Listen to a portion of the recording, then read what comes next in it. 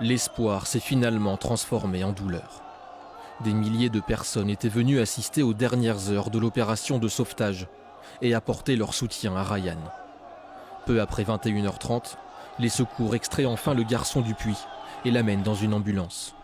Tous l'espèrent encore en vie, mais l'enfant est mort, selon le cabinet royal du Maroc, qui précise que le roi Mohamed VI a appelé les parents. Les jours précédents, c'est tout un pays qui retenait son souffle.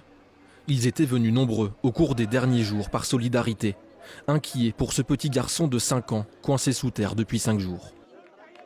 Nous espérons que Ryan, le fils de tout un peuple, soit sauvé et qu'il retrouve ses parents sains et saufs.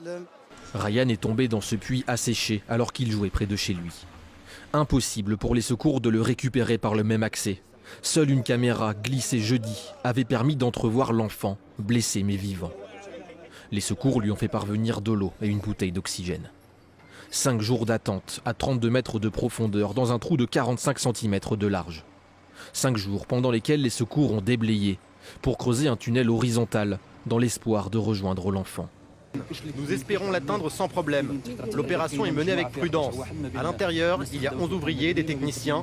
Il n'est pas possible de creuser vite et fort à cause des fissures dans le sol. Les secours sont entrés cet après-midi dans ce tunnel, consolidé pour éviter les éboulements. Les derniers mètres ont été forés méticuleusement à la main. En vain, le petit garçon est décédé.